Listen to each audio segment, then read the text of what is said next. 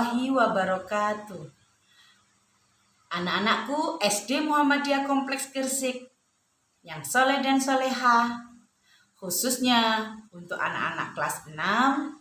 Apa kabarnya hari ini? Alhamdulillah, luar biasa, Allahu Akbar. Anak-anakku, pada kali ini kita akan belajar mata pelajaran Al-Islam. Materinya tentang zakat. Ya. Nah, anak-anak, zakat ini sedikit panjang materinya. Banyak materinya. Terutama pengertian tentang zakat itu apa? Kemudian macam-macam zakat itu apa saja? Kita mempelajari lagi siapa sih yang berhak menerima zakat. Kemudian yang terakhir, tujuan dari zakat itu apa. Nah, anak-anak, untuk memulai pembelajaran ini kita berdoa dulu. Tundukkan kepala sejenak, kita berdoa. Berdoa mulai. A'udzubillahi minasyaitonirrajim.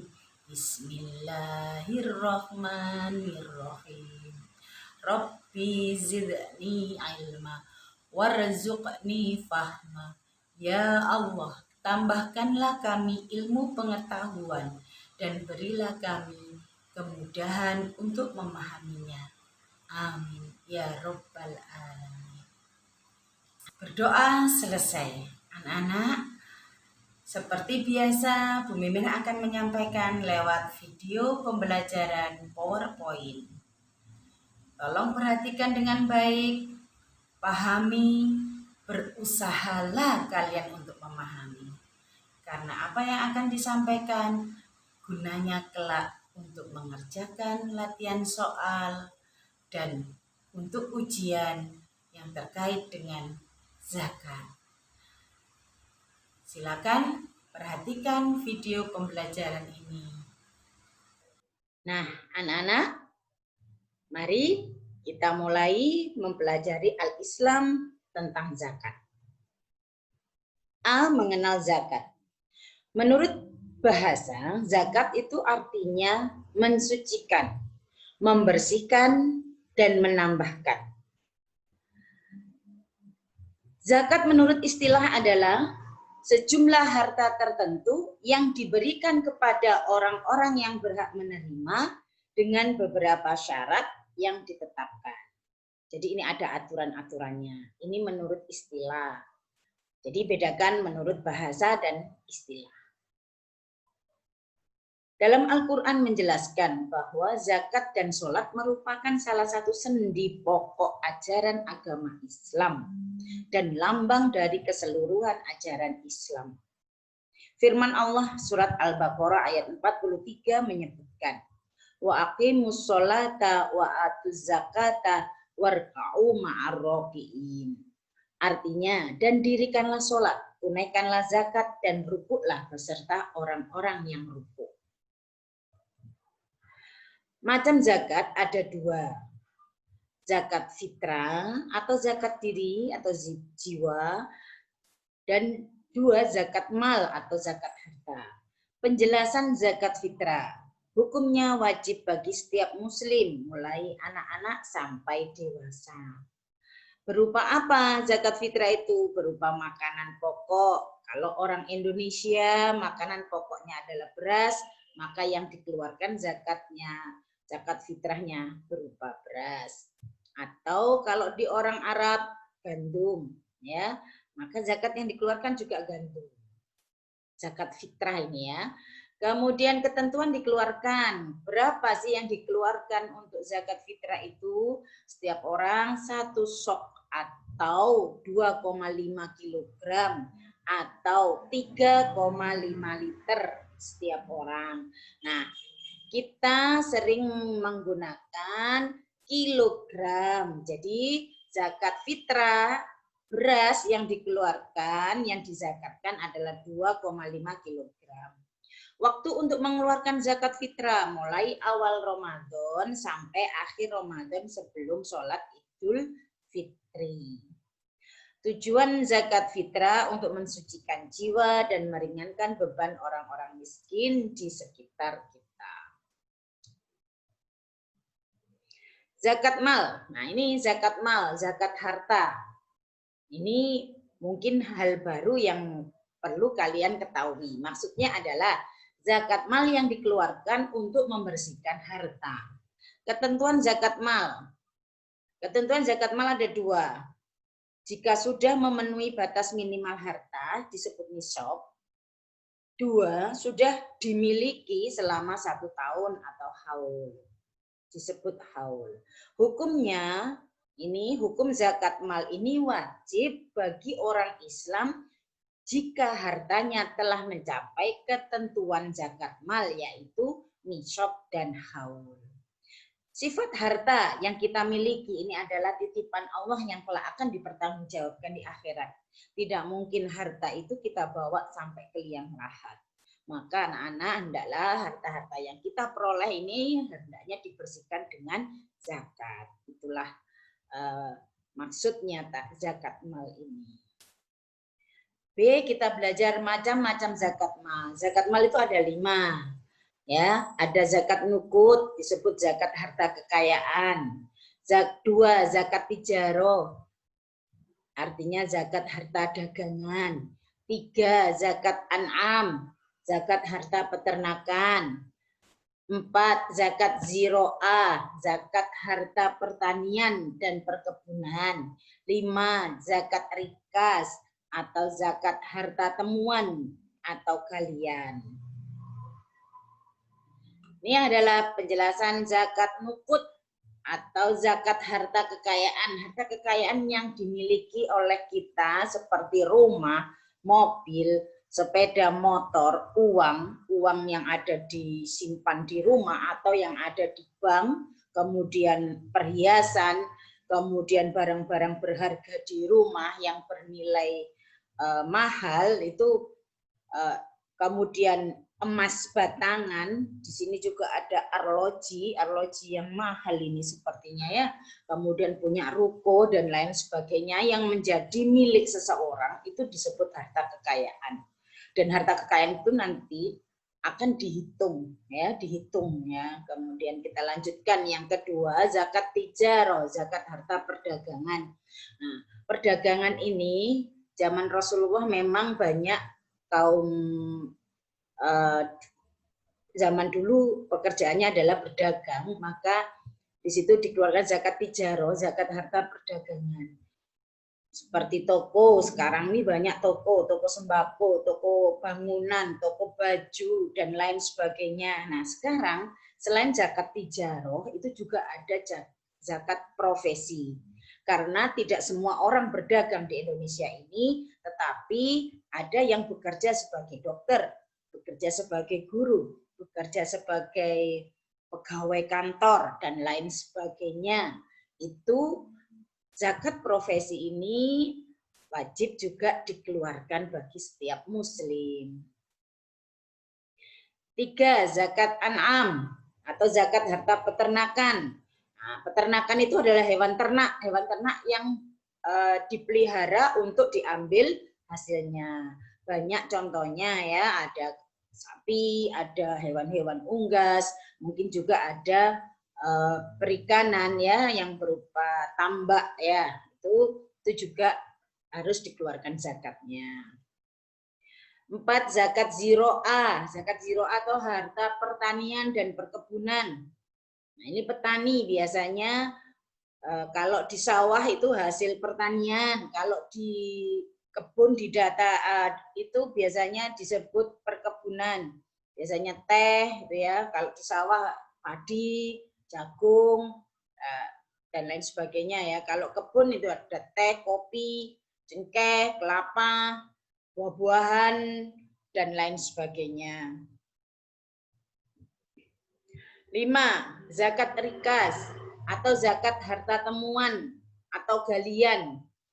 Nah, ini adalah zakat adalah barang-barang peninggalan, mungkin peninggalan kerajaan-kerajaan yang dahulu yang sempat tertimbun di dalam tanah. Kemudian ada mungkin juga galian. Galian ini seperti batu bara, mungkin emas, mungkin batu-batuan mulia lainnya yang ada di dalam galian tambang namanya ya. Kemudian minyak bumi juga merupakan harta rikas ya, temuan atau galian. Ada catatan anak-anak, zakat nukut dan zakat tijaroh ini nisabnya biasanya diukur memiliki emas. Dengan emas ya, sama dengan emas, nisabnya 85 gram, emas murni 24 karat. Persentase zakatnya 2,5%. Zakat an'am, nisabnya berbeda, ada tingkatan-tingkatan hewannya. Kalau unta misalnya, unta ini biasanya di Arab Saudi sana, kalau diternakan, jika orang itu beternak memiliki 5-9 ekor unta, maka dia mengeluarkan zakat 1 ekor kambing. Tapi kalau untanya itu banyak, sampai dengan nisab 40 ekor, ya, maka zakatnya 1 ekor unta. Atau kelipatannya, kalau 80 berarti 2 ekor unta. Sapi, kerbau, dan kuda. Ini nisabnya 30 ekor. Zakatnya 1 ekor. Demikian juga kelipatannya. Kambing, domba, gibas, ini nisabnya 40 sampai 120 ekor. Zakatnya 1 ekor. Ya.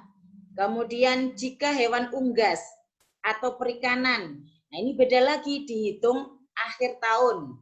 Senisab emas, persentase zakat 2,5% juga. Ini kalau unggas dan perikanan. Hasil pertanian. Hasil pertanian beda lagi mengeluarkannya. Zakat pertanian atau perkebunan ini dikeluarkan setiap musim panen. Panen ya, kalau panen itu ketika padi misalnya itu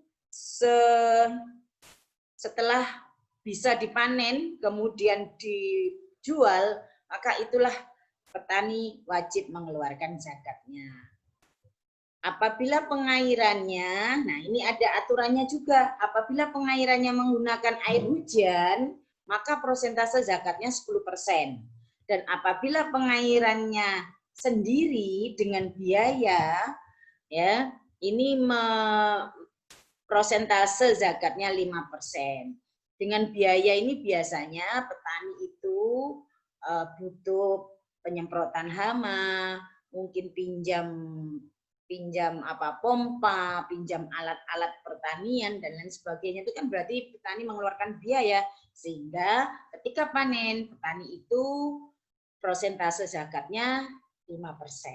Ingat ya, 5% kalau biaya sendiri dengan biaya. Kalau air hujan saja pengairannya, maka zakatnya 10%.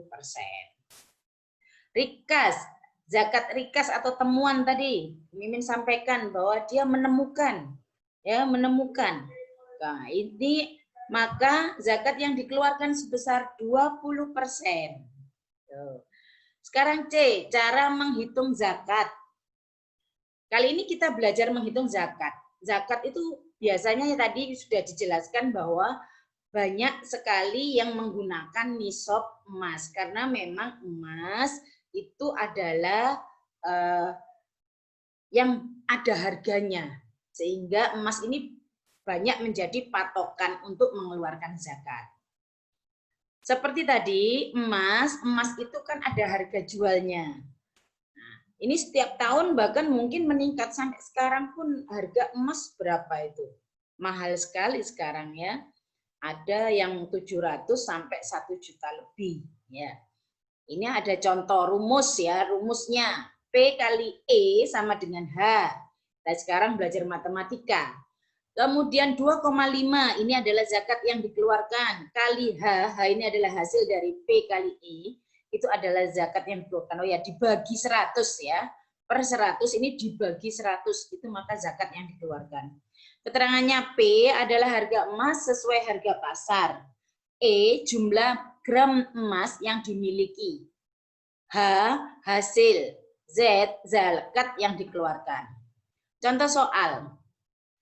Haja Aminah memiliki emas sebanyak 100 gram, sedangkan harga emas di pasar 700.000. Berapa zakat yang harus dikeluarkan oleh Haja Aminah? Kita jawab ya. P, harga emas di pasar berapa? 700.000. E, yang dimiliki oleh Haja Aminah 100 gram. Maka P kali E sama dengan H. 700.000 kali 100 sama dengan 70 juta. Kemudian zakat yang dikeluarkan 2,5. Ya, 2,5 kali 70 juta per 100. 100 ini persen ya, 100 dibagi 100. Hasilnya 1.750.000. Jadi zakat yang dikeluarkan Haja Aminah 1.750.000. Tuh anak-anak ya, hasilnya zakat yang dikeluarkan. Nih. D, orang yang berhak menerima zakat. Orang yang mengeluarkan zakat disebut muzaki. Orang yang menerima zakat disebut mustahik. Adapun golongan yang berhak menerima zakat disebut asnaf. Nah, sebagaimana firman Allah Quran surat At-Taubah ayat 60, sesungguhnya zakat-zakat itu hanyalah untuk orang-orang fakir, orang-orang miskin, pengurus-pengurus zakat, para mu'allaf yang dibujuk hatinya untuk memerdekakan budak, orang-orang yang berhutang, orang-orang yang berjuang di jalan Allah Subhanahu wa taala, dan orang yang sedang dalam perjalanan. Sebagai sesuatu ketetapan yang diwajibkan Allah Subhanahu wa taala. Dan Allah Maha mengetahui dan Maha bijaksana. 8 asnaf. Nah, tadi sudah Bu Men katakan harus diingat anak-anak, apa muzaki? Orang yang mengeluarkan zakat. Apa mustahik? Mustahik itu adalah orang yang menerima zakat. 8 asnaf ini adalah 8 golongan yang berhak menerima zakat. Ya, mustahik itu ada 8 golongan. 1, fakir, orang yang tidak memiliki penghasilan tetap, orang yang tidak bekerja dan tidak bisa mencukupi kehidupannya. Ini disebut fakir.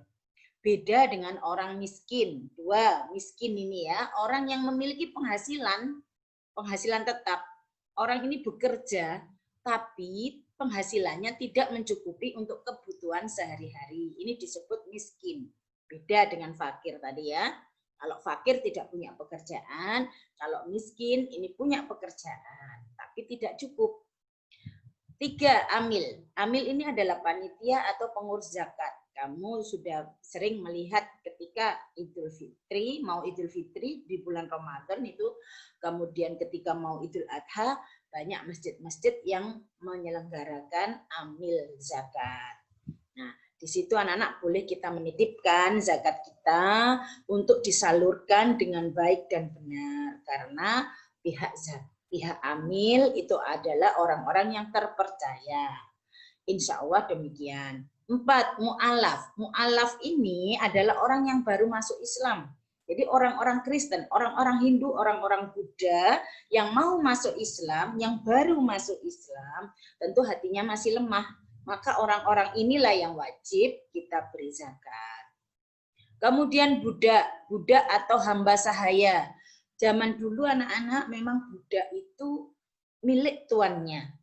Tapi sekarang, zaman sekarang budak sudah tidak ada. Yang ada pembantu. Kemudian kuli ya, yang katakanlah disuruh-suruh orang itu. Kemudian gharim. Gharim ini adalah orang yang terlilit hutang. Terlilit hutang itu ya karena kebutuhan kehidupannya.